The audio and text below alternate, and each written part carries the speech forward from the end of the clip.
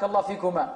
Inshallah, Allah will accept your umrah. It's nice to begin the marriage with an act of worship together. But to go on a honeymoon, neither you will have honey, nor will you see the moon. And we come to towards the end. Really the topic which I wanted to give much time for. Do I have time? I hope I have time. Taking pictures, man.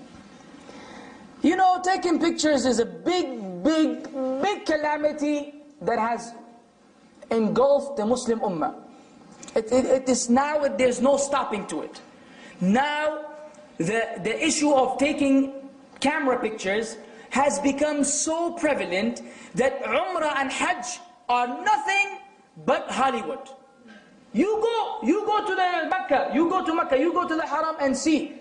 50% of the people are posing before the Kaaba and their friends are taking pictures while people are walking by in the background. The whole thing in Hajj, don't ask about Hajj. Poor new Muslims, the poor new Muslims who just enter into Islam, they take into an environment of pictures and pictures. The whole thing becomes entertainment for them. The idea of getting closer to Allah through the actual Hajj is almost non-existent. Because we have turned it into what? Hollywood. Or if you're from other countries, Bollywood. It doesn't matter what you call it. It's the same idea. Now the issue of taking pictures is an issue where the scholars have differed. And I really wish to share with you something that is very important this particular evening. Many of our brothers, practicing brothers, they follow the position of Shaykh ibn Uthaymeen rahimahullah ta'ala.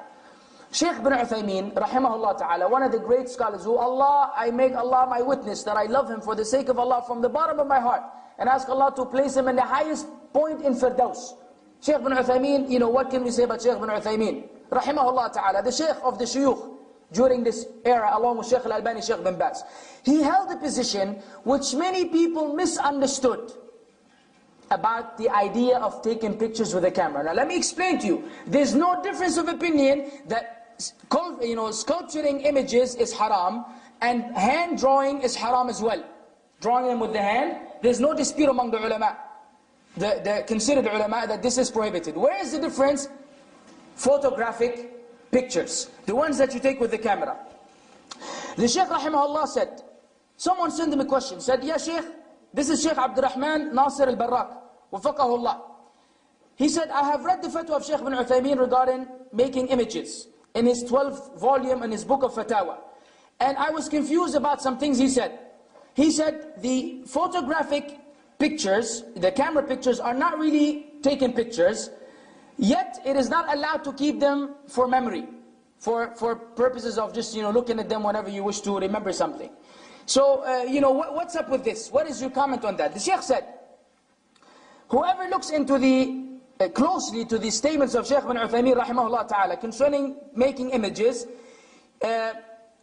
he will realize the following, that the Shaykh rahimahullah ta'ala, the picture wasn't clear for him. The picture, the reality of taking pictures with a camera was not really clear for him. Meaning he did not visualize it or he did not perceive it correctly. This is why you will find in his speech some things which seem contradictory from someone like him, rahimahullah ta'ala. But the problem is that the people of desires have taken this fatwa as their scapegoat to go and do whatever they want. This is their excuse and their outlet to go do whatever they want. So you find pictures and images on newspapers and magazines and all over the place. But the Shaykh rahimahullah in his 12th volume from pages 311 to 327, he spoke about this area or this issue from 3 different angles. Number 1, hukm al-taswir, ruling on taking pictures. Second, iqtina' al-suwar, keeping pictures. Thirdly, an-nazar ila suwar, looking at pictures. Now, the bottom line, the conclusion of the Shaykh's statement was the following. The permissible pictures which you may take, the ones that are permissible, is that of jamadat and nabatat. Non-living things. And trees, plants, sun, moon, whatever that doesn't have a soul, you may draw it, you may sculpture it, and you may take a picture with the camera. No problem. That's halal. Allowed. The second kind, muharram, هو التصوير ذات الأرواح باليد, the one that you draw with your hand. And the third one, التصوير المختلف فيه وهو تصوير ذات الأرواح بالكاميرا, the one which there's a difference about, which is taking pictures of living things with the camera. Now the what you basically deduce from the statement of the Shaykh is that it is allowed to use the camera unless it leads to something haram. And he used the following as evidences. He said, first, taking pictures with a camera is not the action of the person himself, like the one who draws. When you draw, you are the one who is what? Engaged in drawing and using the pens and the colors and so forth. But the one who takes a picture is just pressing a button.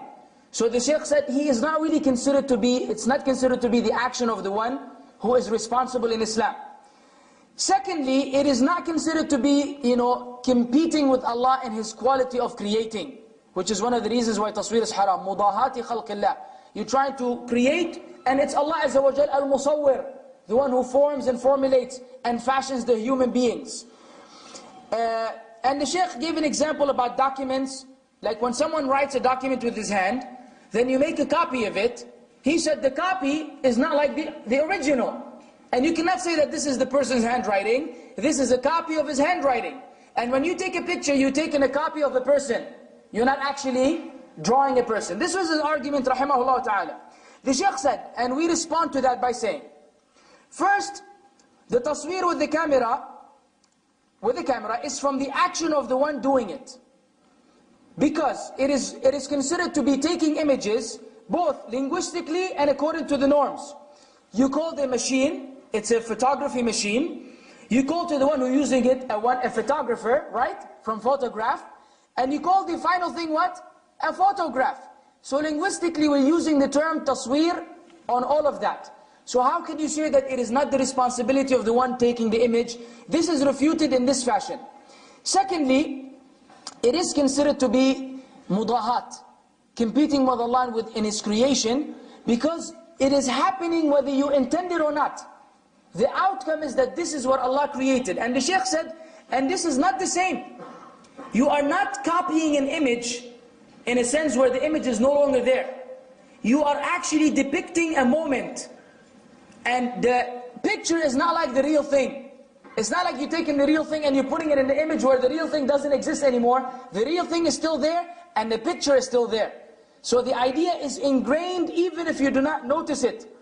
And finally the Shaykh mentioned, and he said this is why the person who takes picture is able to change it and modify it by enlarging it, right? Or making it smaller, by widening it or narrowing it. He can do any changes to the actual image. And you go see the passport pictures at the Photoshop, they change things for you, they make you look better than what you really look. And this is what? Can you do this to a real person? No. So the idea then, which the Shaykh rahimahullah was arguing, was actually not very strong. And finally, and importantly, which is the part that those who follow their desires don't accept, the Shaykh rahimahullah did not allow for you to keep pictures for memory. And he mentioned that in the strongest words, that you cannot keep pictures. Forget about the way you take the pictures. Keeping the pictures is not allowed. He used the hadith of Aisha radiallahu anha. Then the other hadith, that the most severely punished people on the Day of Judgment are those who try to compete with Allah in His creation. In another hadith, the Prophet ﷺ said, verily the people of these images, the people who make these images, they will be punished on the Day of Judgment. It will be said to them, give life to that which you created. They will never be able to give life. Blow the soul into that image which you make, they will not be able to do so. And the Shaykh had explained elaborately that it is not allowed to take these pictures except for necessity. We all agree on that. All the ulama agree. If there's a criminal and you need to have an image of him, whether it is hand-drawn, by the way, or taken with a picture, to notify the people about a criminal that needs to be caught, then you may do so. If you need it identification purposes, driver's license, passport, iqamah,